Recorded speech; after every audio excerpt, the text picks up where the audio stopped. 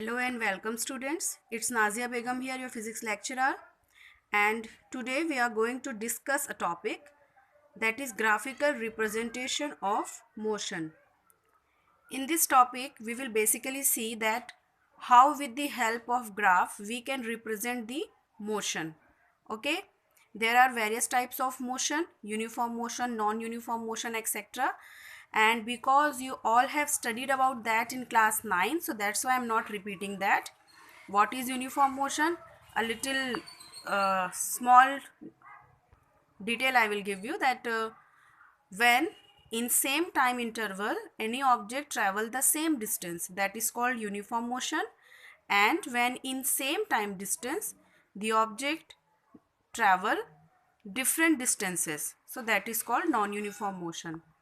In our day-to-day life, in our practical life, we generally are in non-uniform motion. Okay, because we are not machine, we all have our own speed, that is the average speed, not the constant one, and we all are not covering equal distance in equal time. So generally whenever we are moving from one place to another, by walking, in bus, in car, in train, etc., so that time our motion is non-uniform motion. Okay, so now that uniform, non-uniform, accelerated motion, etc., that all we will discuss in the graph. So first let's start with the first graph, position time graph. So in this, the very first case which we will discuss is when the object is at rest. Okay, so here you can see this is y-axis and this is x-axis.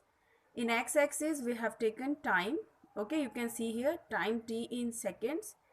In y-axis we have taken position, that means distance in meter, because meter is the SI unit of distance and second is SI unit of time, that's why we choose that units. So in x-axis we will always take time, because everything changes its position with respect to time. Whenever we have to measure how much distance has been traveled or whatever type of changes are there, we always compare it with respect to time, because time never stops. Other things can stop but time never stop.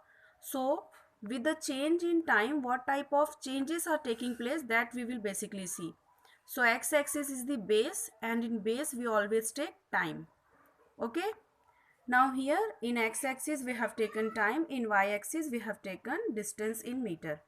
Okay, so when the object is rest, that time what kind of graph we will get? Suppose at time 0, that means when the object is not moving, object is at 40 meter. Okay, this is the position of object. After 10 second, object is at same place. After 20 second, object is at same place. So here what is happening? The time is passing. Okay, but the position of object is not changing. Position was at 40 and it is continuously at 40. So when the object is at rest, that time in position time graph we will get one straight line parallel to time axis. Okay, now be very careful when you are writing which type of graph we are getting.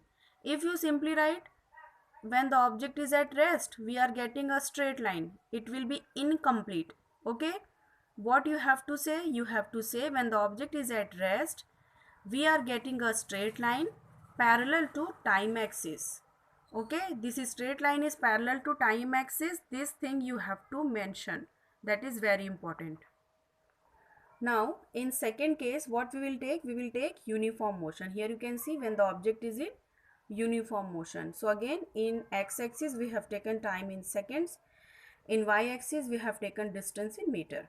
Suppose at time 0 the object was at 0. After 5 seconds the object travels 10 meter distance. After another 5 seconds the object travel another 10 meter distance. So here in equal time interval, that means the time intervals are here 5 seconds. In equal time intervals, the object is traveling equal distances. Here you can see the distances are 10 meters. Okay, so in first 5 second object travel 10 meter. In second 5 second again the object travels 10 meter. In third 5 second, again the object travel 10 meter. So object is traveling equal distance in equal time interval. So that time you will get a straight line which is coming through the origin. Okay, or we can also say that it is a slope. What it is? It is a slope. You can see this line, it is not straight like this, but it is like this. Okay, one more thing I want to tell you, that trigonometry, you all know what is trigonometry. Okay, so that trigonometrical concept can be applied here also. This can be considered as cos, perpendicular to this can be considered as sine. Okay, this line can be considered as cos, this line can be considered as sine.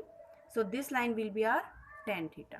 Whatever angle will be here, that angle we will see, and according to that it will be cos, it will be sine, and this will be tan.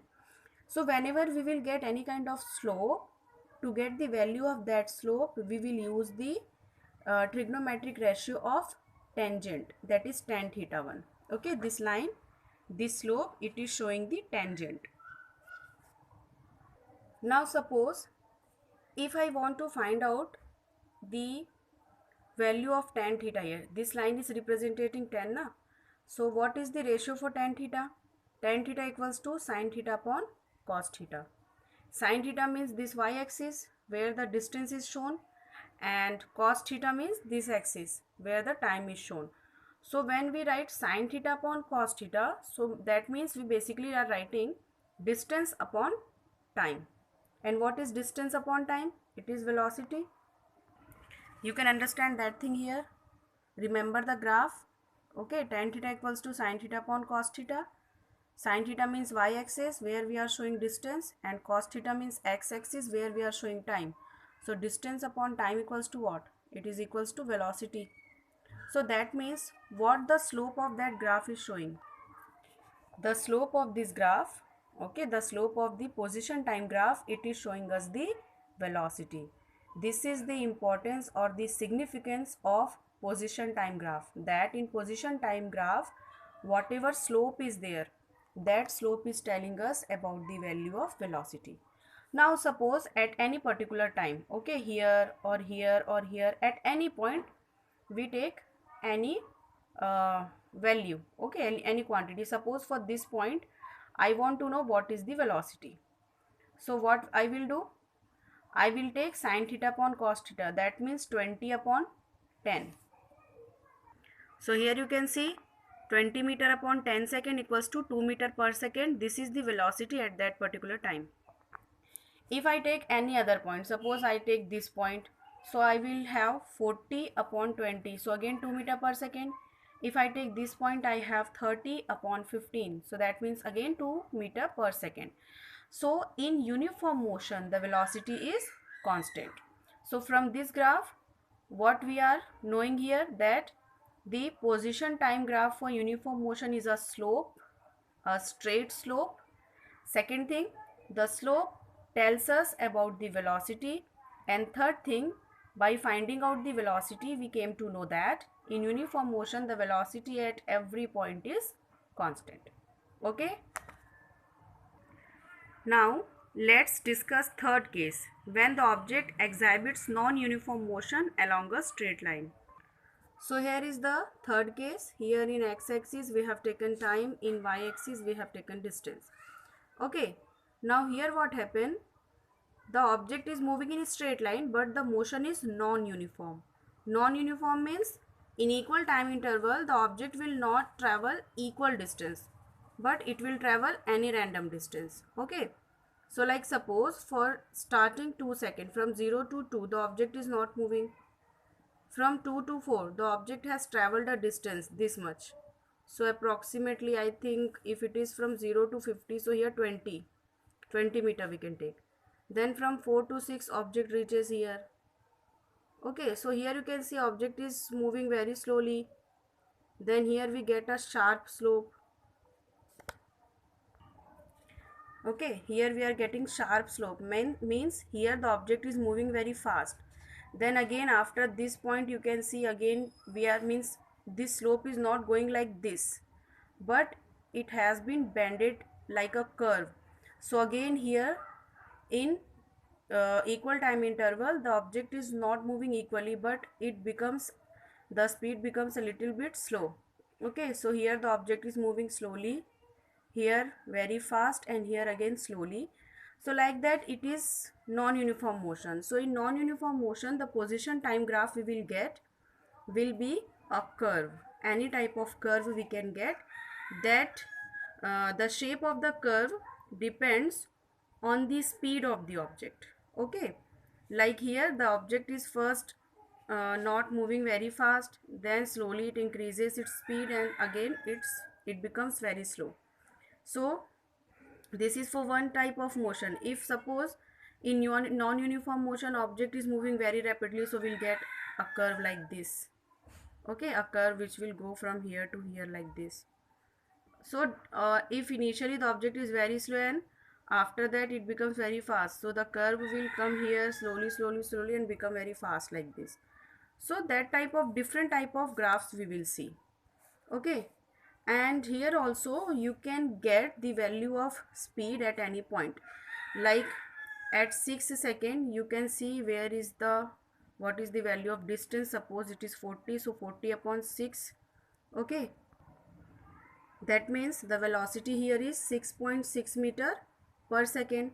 If any other random point you will take, suppose you take this 12 one. At 12, suppose the object is here between 150 and 200, that means somewhere suppose at 180. Okay, the object is at 180 when the time is 12 seconds. So that time, if we want to find out the value of speed, so what we will do, 180 upon 12, so it will come 15 meter per second.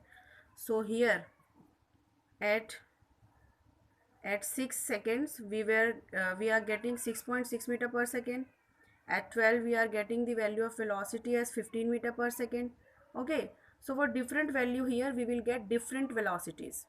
For different times, different points, we will get different velocities.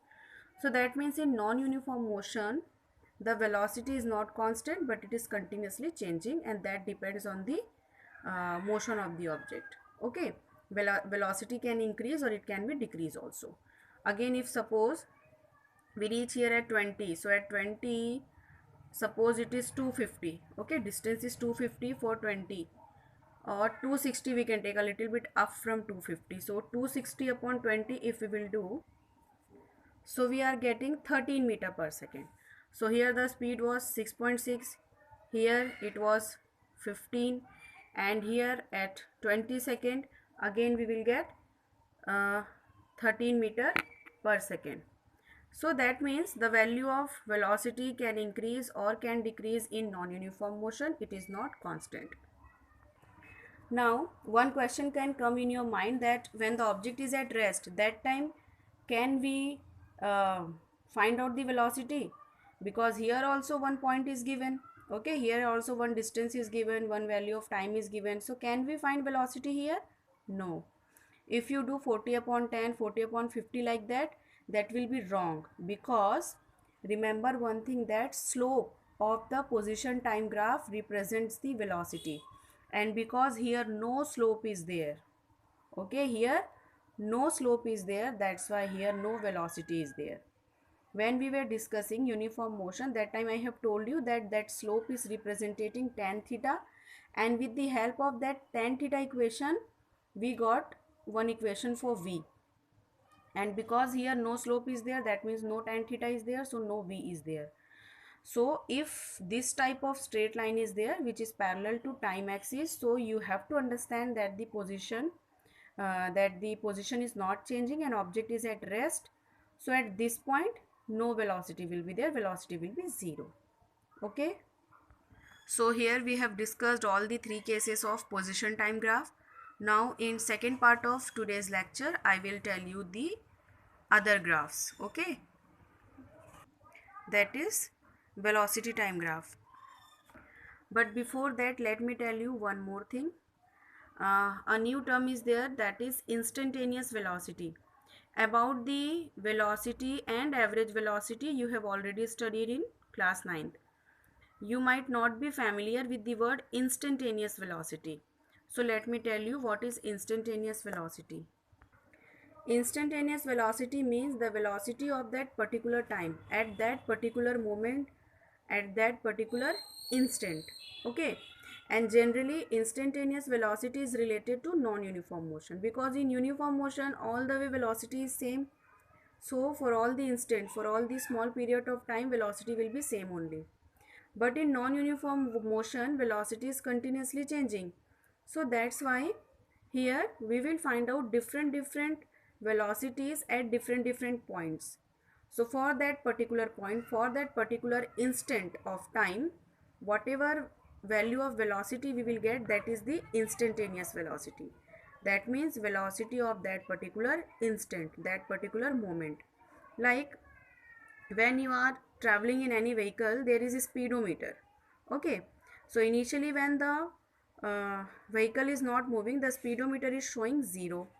But when we move the vehicle, so the speedometer also showing us different velocity. When we speed up the vehicle, it is showing us velocity increasing. Okay, velocity which is increasing.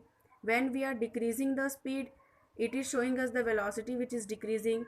At a particular moment of time, that speedometer is showing us a particular value of velocity. So that means that speedometer is showing us the instant velocity. Okay, at one instant it will show you 60 meter per second. Then when you decrease the speed, okay, so it also decreases. It will sometimes show you 57, then 55, then 50, like that. So for particular time, that particular moment, what is the value of the velocity of the vehicle or the speed of the vehicle, that speedometer is showing.